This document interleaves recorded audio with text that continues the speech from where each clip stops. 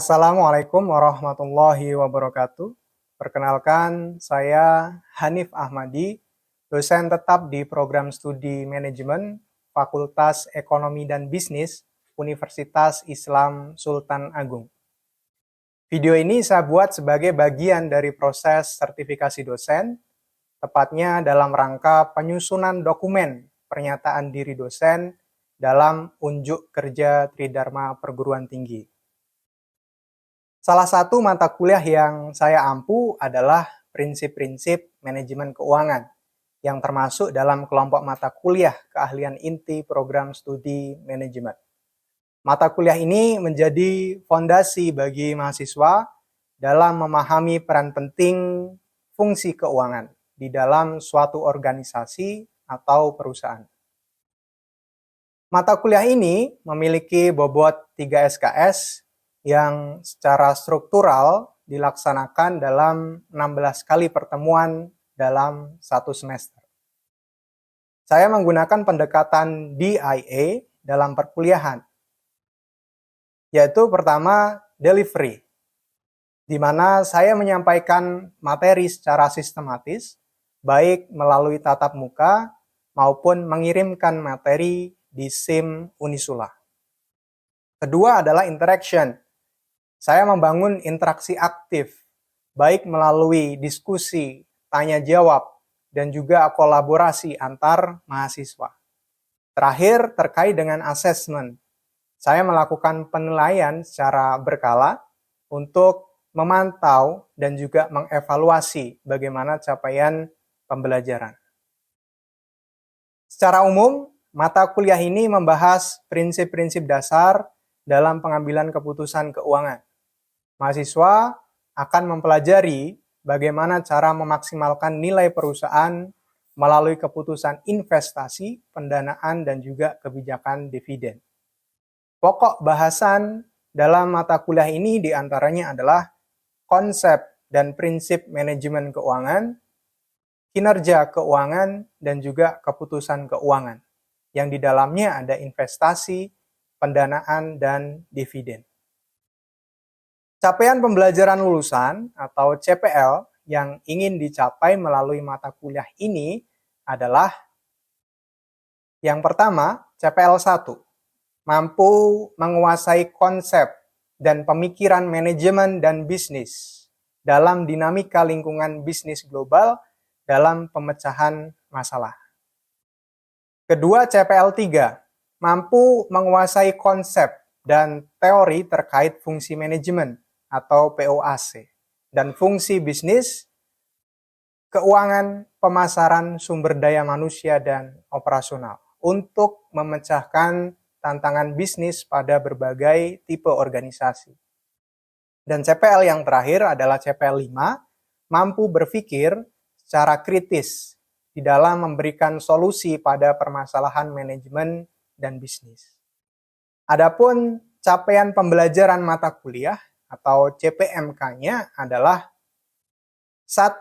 Mahasiswa mampu menjelaskan konsep dasar dan prinsip manajemen keuangan.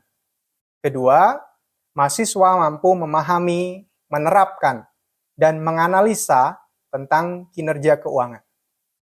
Dan CPMK yang terakhir adalah mahasiswa mampu memahami, menerapkan, dan menganalisa tentang keputusan keuangan yang di dalamnya ada pendanaan, investasi, dan juga dividen. Referensi utama yang digunakan nanti di dalam mata kuliah ini, yang pertama buku dari Brigham and Earhart yang berjudul Financial Management. Yang kedua ada buku dari Mamdouh Hanafi ya berjudul Manajemen Keuangan, dan tidak lupa bahwa di mata kuliah ini nanti akan menggunakan juga jurnal dan artikel ilmiah terkait perkembangan isu-isu keuangan terkini. Aspek penilaian dilakukan secara komprehensif, meliputi tugas 60%, UTS 20%, dan UAS 20%, sehingga total adalah 100%. Dalam proses pembelajaran, saya mengkombinasikan beberapa metode. Yang pertama, discovery learning.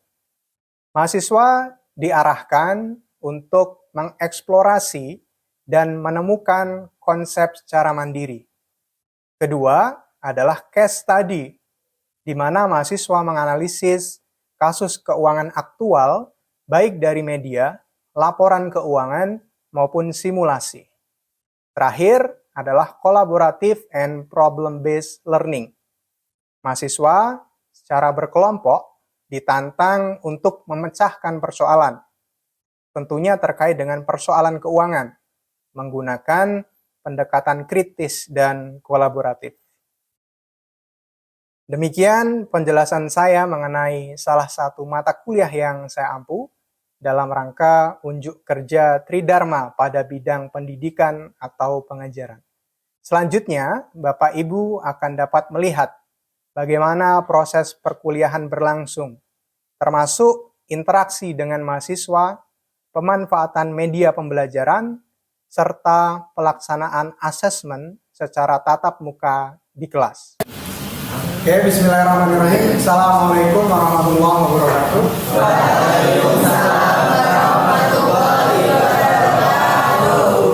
Gimana kabarnya teman-teman?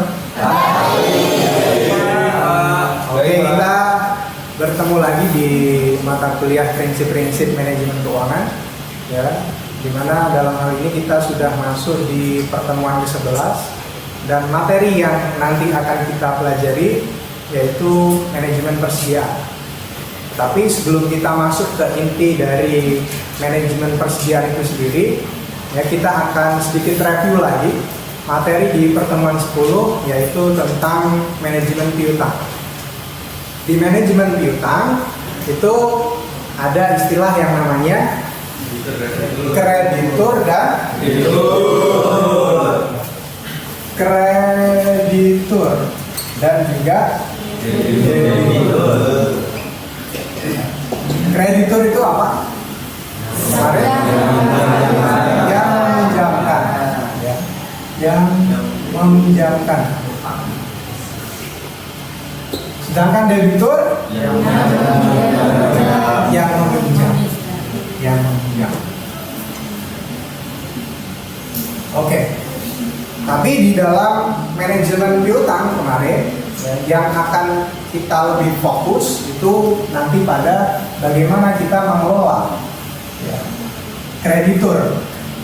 Ya, jadi kita lihat perspektif perusahaan sebagai yang meminjamkan, tapi tergantung dengan konteks dari perusahaan itu. Ya, kalau yang kemarin itu kita bahas tentang perusahaan dagang, ya, bagaimana dia memberikan kebijakan tentang hutang.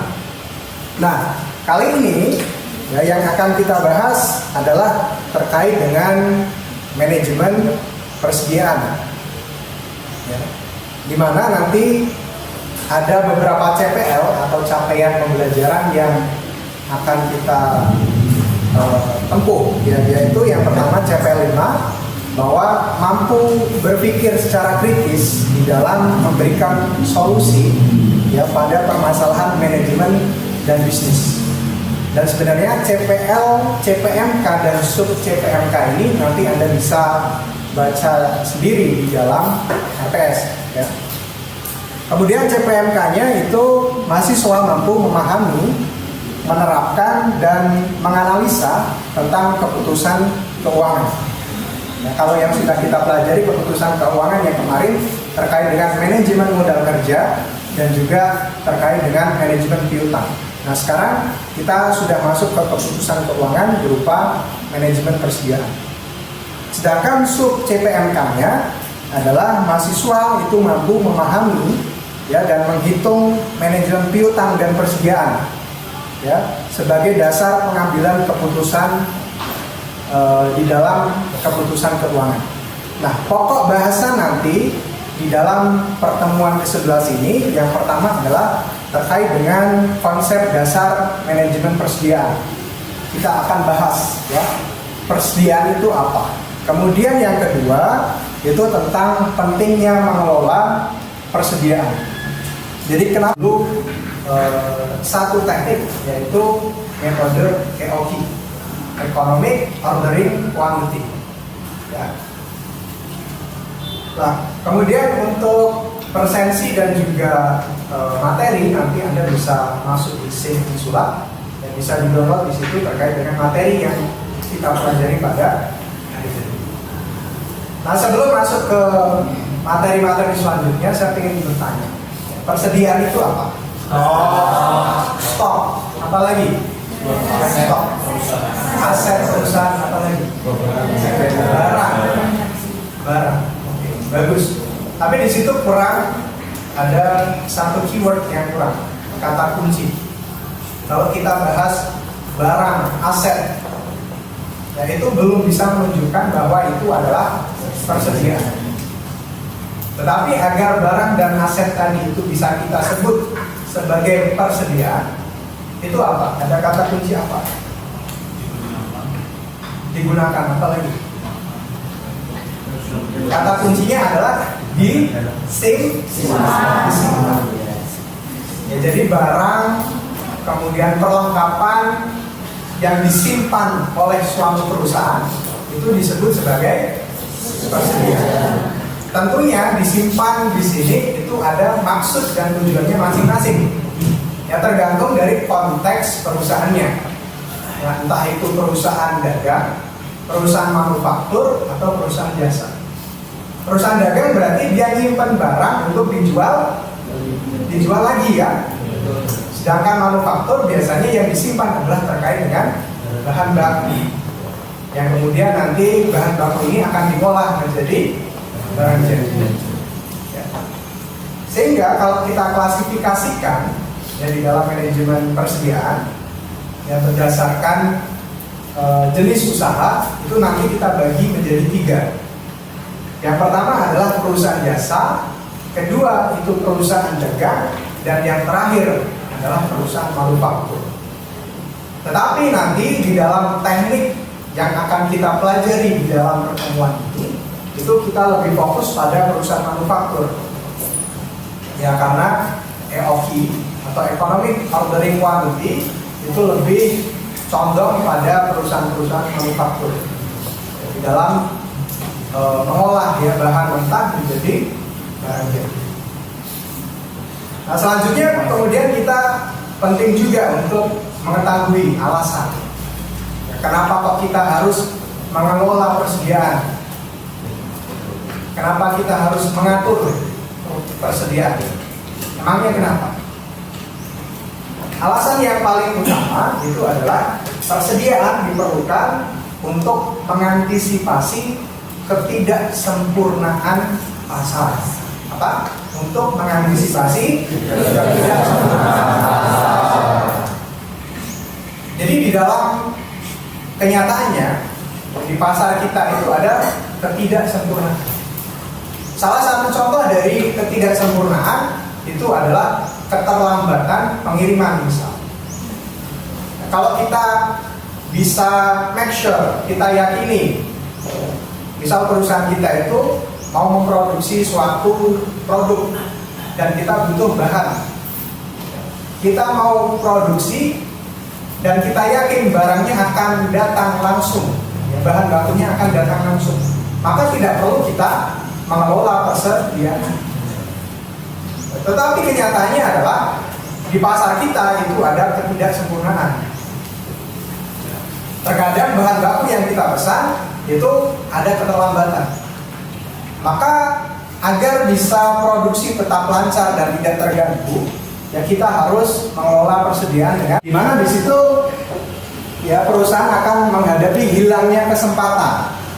Kesempatan untuk apa? Kesempatan untuk menjual. Yang seharusnya kalau ada persediaan dia bisa menjual lebih, karena tidak ada persediaan dia tidak bisa menjual. Ini kalau persediaan terlalu kecil. Kemudian persediaan terlalu besar itu juga tidak bagus. Nah, kalau persediaannya terlalu besar, maka akan timbul biaya yang besar juga. Karena dalam penanganan persediaan itu akan ada banyak biaya yang muncul. Misal ya biaya penyimpanan, ya, biaya pemesanan, biaya ketika bahan baku yang kita simpan itu mengalami kerusakan. Sehingga nggak boleh kita mengelola persediaan itu terlalu kecil untuk menentukan berapa jumlah persediaan yang paling optimal bagi perusahaan.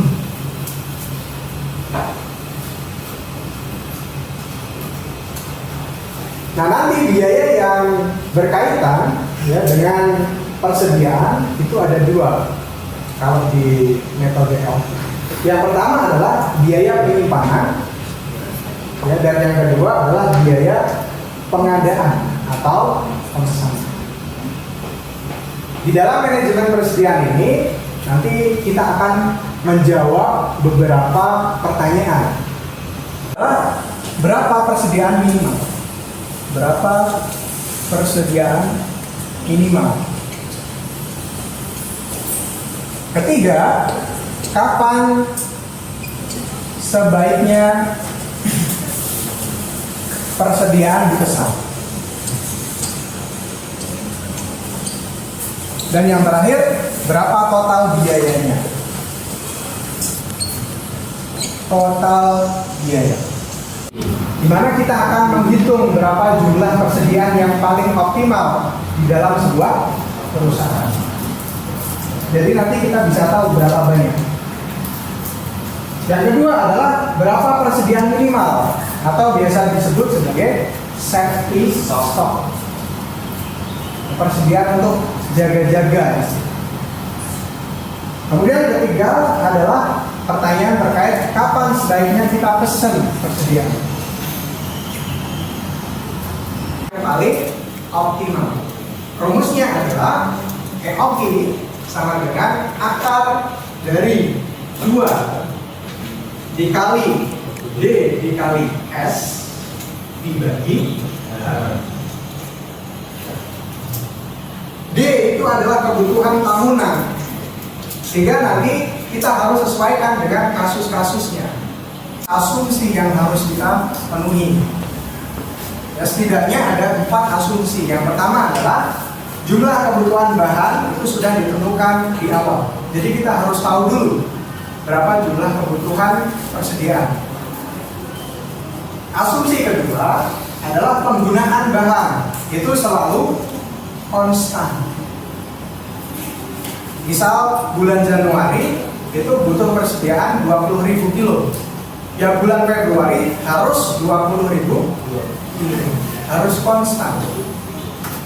Padahal nanti di kenyataannya ya bisa saja sebuah perusahaan itu persediaannya tidak konstan. Tapi ini asumsi yang harus dipenuhi oleh EOQ. Ketiga adalah pesanan persis diterima pada tingkat persediaan. Artinya lead time-nya itu harus tepat waktu. Ya, lead time itu adalah waktu tunggu dari kita pesan bahan baku sampai bahan baku itu datang. Itu harus tepat. Kalau 4 jam atau 4 hari, ya harus tepat 4 hari. Dan yang terakhir, harga konstan selama periode. Harga persediaannya harus konstan. Padahal secara kenyataan itu juga mustahil. Karena persediaan harganya bisa saja fluktuatif, naik turun.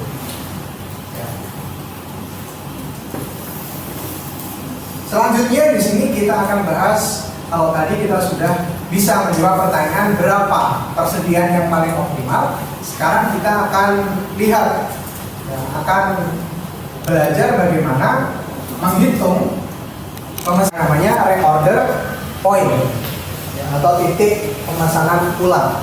Kalau tadi dengan EOQ kita bisa tahu berapa jumlah, ya, jumlah persediaan yang paling optimal. Sedangkan dengan reorder point kita bisa lihat, ya, kapan kita harus memesan lagi persediaan.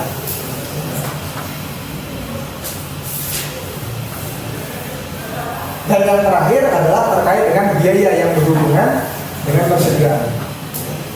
Anda bisa dilihat di sini, ya, untuk bisa menghitung nanti total biaya itu kita harus menghitung dulu EOQ, kemudian biaya pesan, biaya simpan, dan biaya variabel. Biaya variabel itu adalah penjumlahan dari biaya pesan dan juga biaya simpan. Saya kira itu, silahkan kalau ada pertanyaan. Izin bertanya Bapak, Iya. untuk metode EOK ini apakah bisa untuk menghitung semua persediaan? Oke. Maksudnya mungkin untuk menghitung macam-macam persediaan sekaligus gitu ya. Oke. Dia hanya bisa digunakan untuk menghitung persediaan satu macam. Jadi misal ada perusahaan pizza nih. Perusahaan pizza itu kan bahannya banyak. Iya. Ada tepung, ada keju, dan sebagainya. Dan dengan metode EOK, itu kita hanya bisa menggunakan pada satu bahan saja. Untuk menghitung persediaan keju yang optimal, ya kita pakai rumusnya. Kemudian untuk menghitung tepung yang optimal, kita pakai rumus EOK lagi tadi. Jadi harus satu-satu. Ya, harus satu-satu. Jadi itu memang kelemahan dari metode. Tetapi nanti kita akan pelajari juga yang namanya metode MRP. Metode MRP itu adalah Material Requirement Planning, di mana dengan metode itu kita bisa menghitung sekaligus ya, macam-macam persediaan sekaligus. Silahkan, ada lagi? Tidak ada. Oke, jadi ya, silahkan nanti ada tugas. Ya, tugasnya adalah studi kasus. Ya, di sini Anda diharapkan untuk menghitung ROI, ROP, dan juga berapa total biaya yang harus dikeluarkan oleh perusahaan ini. Ini contoh dari perusahaan restoran pizza. Kemudian minggu depan akan kita bahas di kelas secara bersama-sama. Saya kira itu. Ada yang ingin ditanyakan lagi? Cukup ya. Baik, barangkali itu saja yang bisa saya sampaikan untuk materi hari ini di pertemuan 11. Semoga materi tadi bisa dipahami dan juga bisa bermanfaat bagi Anda sekalian. Terima kasih. Bisa tutup. Assalamualaikum warahmatullahi wabarakatuh.